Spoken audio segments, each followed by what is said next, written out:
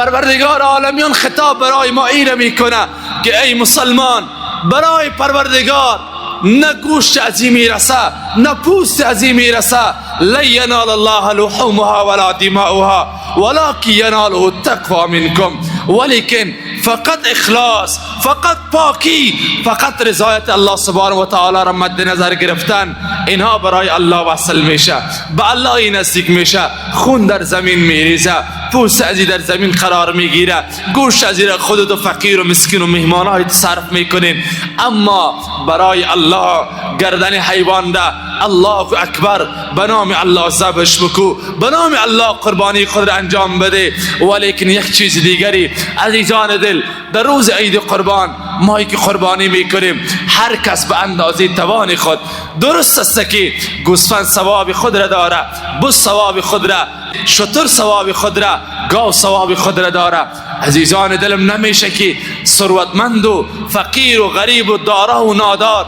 همگی در جان بز و گوسفند بچسبیم. ثروتمندان ما باید شترها قربانی بکنن، باید گاوهای را قربانی بکنن. حداقل یک گوسفند، اگر گوسفند قرب ثوابی گوسفند یا یک شوق گوسفند داشته باشن، یک گوسفند برای خودشان از فرضی قربانی خودشان، یک دیگری برای فقرای امت محمد مصطفی صلی الله علیه و سلم ثواب عزیر البته ببخشه، یک دیگری را برای پدر، یکی را برای مادر، یکی را برای استاد، یکی را هم اگر توان داشته باشه برای سردار دو عالم صلی الله علیه و سلم که یا رسول الله، تو پیامبر نازنینی که روز گوسفند را رسول نازنین صلی الله علیه و سلم ذبح میکنه، رسول نازنین دو گوسفند را می آوره، یکش از آدرس محمد صلی الله علیه و سلم، یکی دیگرش یا رسول الله از طرفی که ایره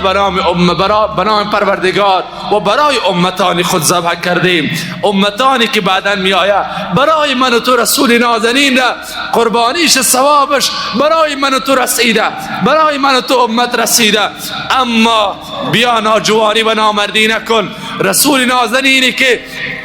بصدها درد و رنج و بصدها غم و مصیبت برای من و تو یاد امتی و امتی را کرد. روزی که از قبر برمیخیزی اونجا رسول نازنین امتی گفته برمیخیزه،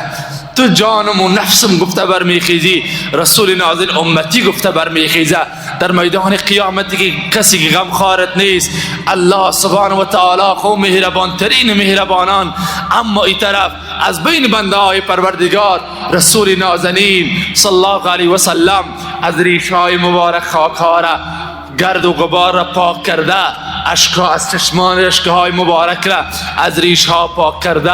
امتی گفته در میدان قیامت حاضر میشه، گریه برای امت میکنه، سر خود را در میدان قیامت رسول نازنین اسلام صلی الله علیه و سلم برای من و تو میگذاره. بیا یک مردی، یک جوان مردی داشته باش که به نام الله سبحانه و تعالی و ثواب بر رسول نازنین صلی الله علیه و سلم قربانی داشته باشیم. اگر کسانی که گاو دارن عزیزان دل، در گاو خو 7 نفر را شریک کرده میشه، در گاو 7 نفر را شریک کرده میشه. خیر گاو را برای خودتان خریداری کردین، یک شریک جناب سردار دو عالم صلی الله علیه و سلم را داشته باشین. درست است انشاءالله،